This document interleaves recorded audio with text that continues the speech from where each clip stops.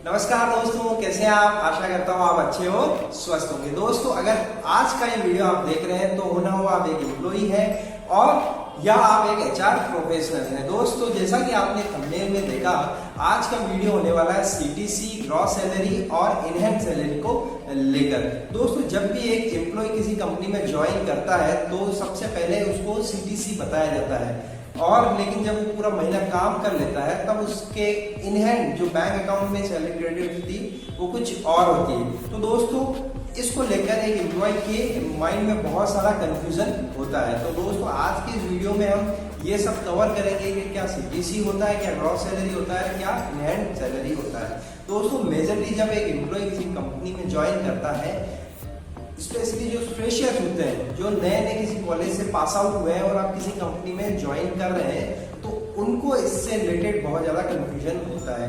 जो experience employees होते हैं उनको तो इतना दिक्कत नहीं आता है, क्योंकि बाय द टाइम उनको इस टर्मिनोलॉजी के बारे में समझ में आ गया होता है। तो दोस्तों, आज का ये वीडियो हम इसी को लेकर करने वाले हैं, सीटीसी, ग्रॉस सैलरी और इनहैंड सैलरी क्या होती है। तो दोस्तों, मेरा नाम है मनोज शर्मा और आप देख रहे हैं शर्मा जी हेल्प, जहां आपको मिलते हैं पीएफ, ईएसआई, लेवल एचआर और जॉब रिलेटेड वीडियोस, जो आपके और आपकी फैमिली और आपके दोस्तों के लिए बहुत ही हेल्पफुल होते हैं। दोस्तों, आपसे एक रिक्वेस्ट कर लेता हूँ, वीडियो को लाइक जरूर करिएगा और अपने दोस्तों के साथ में वीडियो को शेयर जरूर करिएगा। और अगर आप इस चैनल पे नए हैं और अगर आपने अभी तक इस चैनल को सब्सक्राइब नहीं किया है, प्लीज आपसे रिक्वेस्ट है कि इस नीचे दिए लाल सब्सक्राइब के बटन को जरूर दबा दीजिएगा और पास वाले बेल आइकन को जरूर दबा दीजिएगा, ताकि जब भी मैं कोई नया वीडियो लेकर आऊं तब सबसे पहला नोटिफिकेशन आप तक पहुंच जाए। तो दोस्तों, बिना देरी किए आइए इस वीडियो को शुरू करते हैं। चलिए आइए दोस्तों, देखते हैं हम सीटीसी, ग्रॉस सैलरी और इनहैंस सैलरी क्या होती है और इनमें क्या डिफरेंस होता है। दोस्तों, जब एक नया एम्प्लॉई कैंपस सिलेक्शन से या बाय एक्सपीरियंस किसी कंपनी में सेलेक्ट होता है तब उसको एक सीटीसी पैकेज ऑफर किया जाता है, लेकिन जब पे डे आता है, जब सैलरी क्रेडिट होती है अकाउंट में, तो जो इनहैंस सैलरी उसके अकाउंट में आती है उसमें बहुत बड़ा डिफरेंस होता है। यानी सीटीसी पैकेज जो बताया गया था उसमें और इनहैंस सैलरी जो आई है उसमें बहुत बड़ा अंतर होता है। यानी कि हाथी के दांत खाने के और दिखाने के और यहाँ पे पूरी तरह से लागू होता है। दोस्तों, बहुत सी कंपनियां अच्छा प्रोसेस भी फॉलो करती है, लेकिन कुछ कंपनियां ऐसा है कि cost to the company CTC बताकर एम्प्लॉय की इनहैंस सैलरी बहुत कम कर देती है।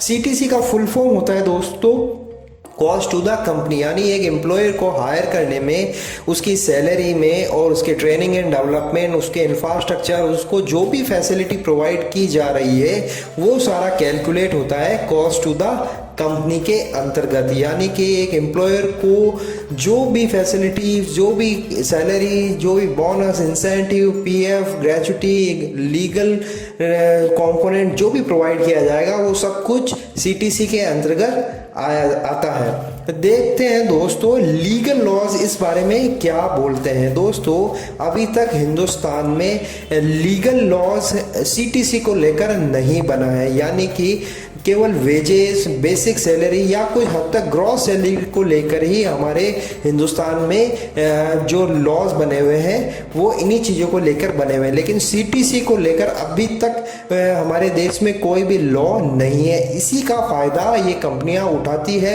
और अपने सैलरी स्ट्रक्चर को इस तरह से मॉडिफाई कर देती है ताकि क्या वो दिखने में भी अट्रैक्टिव लगता है, और जब एक एम्प्लॉयर हायर भी हो जाता है तब उसके पास में कोई ऑप्शन नहीं होता है, क्योंकि वो ऑलरेडी हायर हो चुका है और इनिशियल फेज में उसको कुछ समझ में भी नहीं आता है कि ये क्या है और क्यों मुझे इस तरह से ऑफर किया जा रहा है। लेकिन जब सैलरी क्रेडिट होती है तब उसको इस बारे में पता चलता है कि रियल फिगर क्या होता है। तो अभी तक हिंदुस्तान में सीटीसी को लेकर कोई रूल नहीं बना हुआ है। दोस्तों, एक्चुअल में जो सीटीसी का कंसेप्ट है वो कॉर्पोरेट सेक्टर से आया है, यानी कॉर्पोरेट कंपनियां जो पहले हुआ करती थी वो अपना डेटा एनालिसिस करने के लिए मैन पावर फोरकास्टिंग करती थी, यानी एक एम्प्लॉयर को रखने के लिए उनको कितना कॉस्ट लगेगा वो सब कैलकुलेट करने के लिए company CTC, cost to the company, design design करती थी और उसका पर्पस सिंपल सा होता था कि वो फ्यूचर फोरकास्टिंग करती थी कि किस तरह से हमारा बजट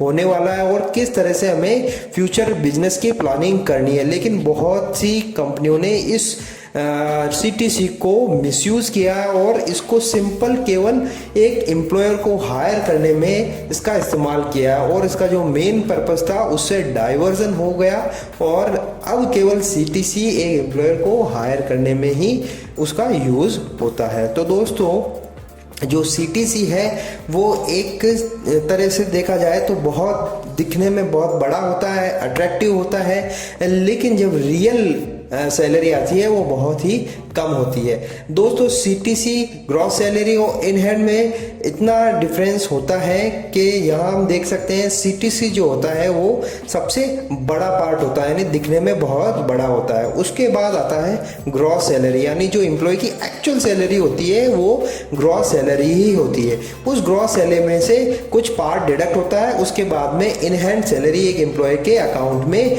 आती है। लेकिन यहाँ पर देखिए दोस्तों सीटीसी बहुत अट्रैक्टिव होता है और वही एम्प्लॉय को दिखाया जाता है, लेकिन इन हैंड सैलरी बहुत ही कम होती है। आइए अब हम देखते हैं सीटीसी की में क्या क्या कंपोनेंट्स इंक्लूड होते हैं। यहाँ पे देखिए दोस्तों सीटीसी का मतलब हो गया आपको जो डायरेक्ट बेनिफिट दिए जा रहे हैं प्लस आपको इनडायरेक्ट बेनिफिट जो दिए जा रहे हैं और सेविंग कंट्रीब्यूशन, ये सारे कंपोनेंट मिलकर एक सीटीसी का निर्माण करते हैं। यानी CTC cost to the company में ये सारे बेनिफिट मिलकर कैलकुलेट होते हैं। यहाँ पे एक चार्ट आपके सामने आ गया, देखिए डायरेक्ट बेनिफिट, इनडायरेक्ट बेनिफिट और सेविंग कंट्रीब्यूशन। डायरेक्ट बेनिफिट में आ गया basic salary, DA, convince allowance, HRA, medical, LTA, space allowance, vehicle, mobile और इंसेंटिव जो कंपनी आपको प्रोवाइड, ये सारे डायरेक्ट बेनिफिट में काउंट होते हैं। इनडायरेक्ट बेनिफिट हो गया अगर आपको कंपनी इंटरेस्ट फ्री लोन देती है, सब्सिडाइज फूड देती है, अकोमोडेशन है, मेडिकल या ईएसआई की फैसिलिटी है, income tax saving option company आपको प्रोवाइड कर रही है, या ऑफिस स्पेस यानी इंफ्रास्ट्रक्चर, ये सारे इनडायरेक्ट बेनिफिट कंपनी आपको देती है। सेविंग कंट्रीब्यूशन में आ गया आपका पीएफ, प्रोविडेंट फंड, ग्रेच्युटी और सुपर एनएस बेनिफिट, यानी जब एम्प्लॉय छोड़ता है या रिटायरमेंट के टाइम में जो बेनिफिट एम्प्लॉय को मिलने चाहिए सेविंग कंट्रीब्यूशन में, वो सारे इसमें इंक्लूड हो जाते हैं। तो ये सारे कंपोनेंट मिलकर सीटीसी का निर्माण करते हैं। दोस्तों अब हम जानेंगे कि एक रियल एग्जांपल के थ्रू कि एक्चुअल में सैलरी जो कंपोनेंट होता है सीटीसी ग्रॉस और इन हैंड में क्या क्या कंपोनेंट इंक्लूड होते हैं, क्या क्या डिडक्शन होते हैं, क्या क्या वो ऐड करते हैं और किस तरह से एक सीटीसी पैकेज का निर्माण होता है। यानी एक बड़ा जो सीटीसी पैकेज एक कंपनी बनाती है उसमें क्या क्या कंपोनेंट वो इंक्लूड करती है और किस तरह से उसको एक एम्प्लॉय के सामने शो किया जाता है ताकि वो दिखने में भी अट्रैक्टिव लगे और एक एम्प्लॉयर को हायर भी किया जा सके। तो देखिए दोस्तों आइए अब हम समझते हैं एक एक्सेल में रियल लाइफ एग्जांपल के थ्रू के एक सीटीसी क्या होता है। तो चलिए दोस्तों एक्सेल सीट में हम समझते हैं सीटीसी स्ट्रक्चर को। ये जो सीटीसी स्ट्रक्चर हम समझ रहे हैं वो ईयर 2021 को लेते हुए समझ रहे हैं, क्योंकि जो स्टडी कंप्लाइंसेस होते हैं पीएफ, ईएसआई, ये इनका percentage time to time change होता रहता है। तो 2021 को लेते हुए हम इस कैलकुलेशन को समझ रहे हैं। यहाँ पे हम जो मिनिमम वेजेस ले रहे हैं वो गुजरात स्टेट की ले रहे हैं जो अभी फ़िलहाल है 8,846 रुपये, और प्रोफेशनल टैक्स का जो स्लैब है वो इस प्रकार से है। तो यहाँ पे हम समझते हैं 6 एग्जांपल हमारे सामने हैं डिफरेंट सीटीसी स्ट्रक्चर का। 1.5 लाख, 2 लाख, 2.5 लाख, 3, 3.5 और 4 लाख का सीटीसी पैकेज हमारे सामने है ईयरली, और ये मंथली होता है। यहाँ पे देखिए दोस्तों मंथली इस तरह से हमारे सामने है। अब आते हैं ग्रॉस सैलरी पे। यहाँ पे पहला एग्जांपल हम समझते हैं एक एम्प्लॉय को दोस्तों 1.5 लाख का पैकेज बताया गया, यानी कि मंथली 12,500 उसको मिलने वाले हैं। अब आते हैं ग्रॉस सैलरी पे। एक्चुअल जो सैलरी होती है दोस्तों यहाँ से खेल चालू होता है। एक्चुअल जो एम्प्लॉय की सैलरी होती है वो होती है 9,424 ₹54 और यही एक एम्प्लॉय की रियल सैलरी होती है। इनमें से एक एम्प्लॉय का PF ESI डिडक्ट होके उसके इन हैंड सैलरी आता है, लेकिन जब आपको सैलरी बताई जाती है उसमें एम्प्लॉयर के कंट्रीब्यूशन भी ऐड कर दिए जाते हैं और आपको सैलरी बताई जाती है लगभग 12.5 और आपका इन हैंड जो सैलरी आता है वो ₹8,171। यहाँ हम समझते हैं, देखिए दोस्तों, ग्रॉस सैलरी ₹9,454। यहाँ बेसिक, HRA और कन्वेंस हमने 3 कंपोनेंट लिए हैं। जनरल यही कंपोनेंट होते हैं। कुछ कंपनियां दूसरे भी अलाउंस ऐड करती है, लेकिन जनरल जो कंसेप्ट है वो ये 3 का है। कुछ कंपनियां स्पेशल अलाउंस भी ऐड करती है। यहाँ पे हम बेसिक, HRA, कन्वेंस को लेते हुए कैलकुलेशन करते हैं। यहाँ पे हमने बेसिक मिनिमम रखा है क्योंकि एज पर लेबर कोड हम मिनिमम, बेसिक जो है हमारा मिनिमम वेजेस से ऊपर ही होना चाहिए और एटलीस्ट 50% बेसिक होना ही चाहिए ग्रोस का। तो हमने यहाँ पे मिनिमम 8,846 रख दिया, बाकी का HRA में डाल दिया और एक PF कंट्रीब्यूशन 12% एम्प्लॉय का यहाँ डिडक्ट हो गया है, ESI 0.75% और प्रोफेशनल टैक्स ₹150 डिडक्ट होके एक एम्प्लॉय की नेट सैलरी ₹8,171। यानी अगर आपको 9,454 बताया जाता और 8,171 आता तब तो आपको ये वाजिब लगता कि ठीक है मेरी सैलरी से 1,200-1,300 रुपये कम हुए हैं। लेकिन दोस्तों खेल यह होता है जब एक एम्प्लॉयर, एक कंपनी अपने कंपोनेंट भी आपके CTC में ऐड करती है। यानी PF देखिए दोस्तों 13%, जिसमें एडमिनिस्ट्रेटिव चार्जेस भी इंक्लूड है, ESI 3.25%, बोनस 8.33%, ग्रेचुटी 4.82% और लीव विद वेजेस 4.82%। ये सारे कंपोनेंट्स 5 के 5 कंपोनेंट आपके CTC में ऐड कर दिए जाते हैं। और देखिए दोस्तों, CTC हो गया 12,500 जबकि आपकी एक्चुअल ग्रॉस है 9,454 रुपये और इन हैंड आई है 8,100। अब देखिए दोस्तों, CTC और इन हैंड में कितना डिफरेंस है, 4,329 रुपये, लगभग 35% का डिफरेंस है। बहुत बड़ा डिफरेंस होता है दोस्तों।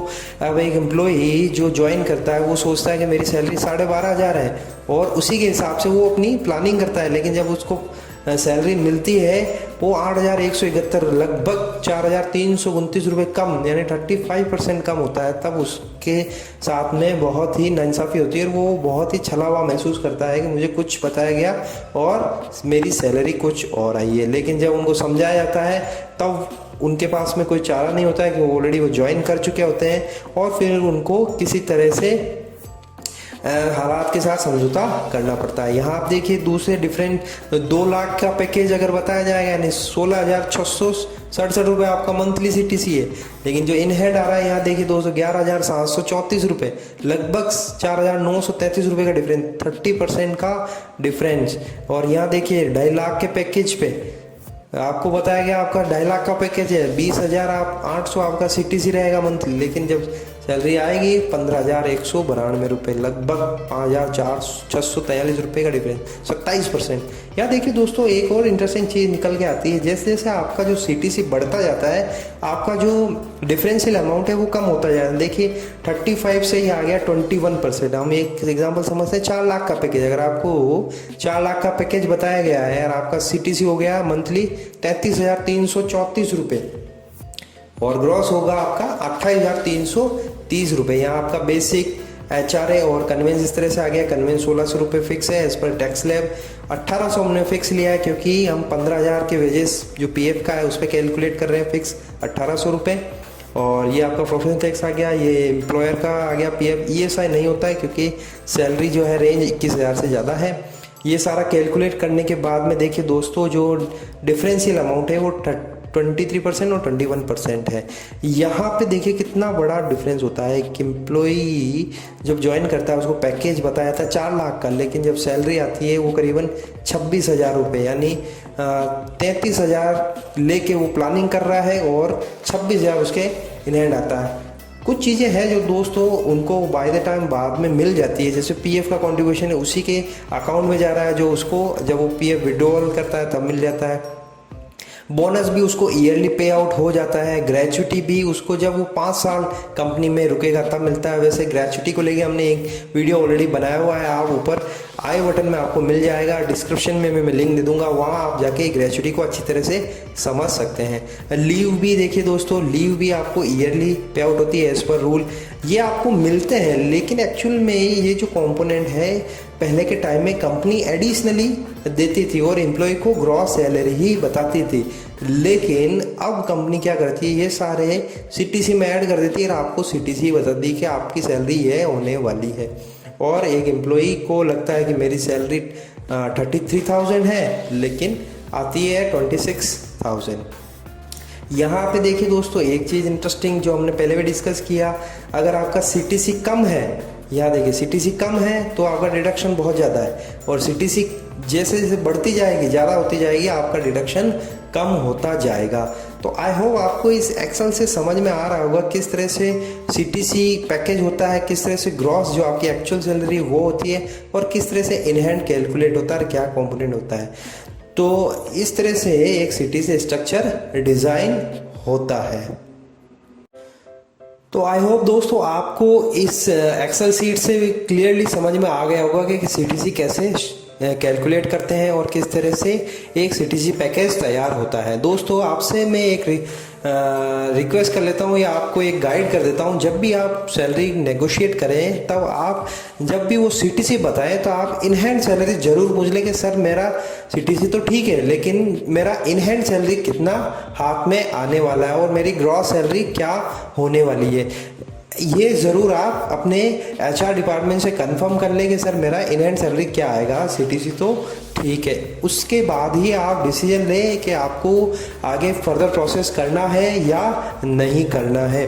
तो और आप अगर सीटीसी पे भी जा रहे हैं तो आप ये, जैसे हमने पहले देखा, एटलीस्ट 30%, 25-30% का मार्जिन आप लेके चलिए कि मेरा इतना डिफरेंशियल अमाउंट डिडक्ट होने वाला है सीटीसी में से, और यही मेरा इन हैंड होने वाला है। तो दोस्तों आई होप आपको ये वीडियो पसंद आया होगा। Thanks for watching. जल्दी मिलते हैं एक नए वीडियो में। प्लीज़ लाइक और शेयर जरूर कर दीजिएगा, चैनल को सब्सक्राइब कर दीजिएगा। जल्द मिलते हैं एक नए वीडियो में एक नई जानकारी के साथ। तब तक के लिए धन्यवाद।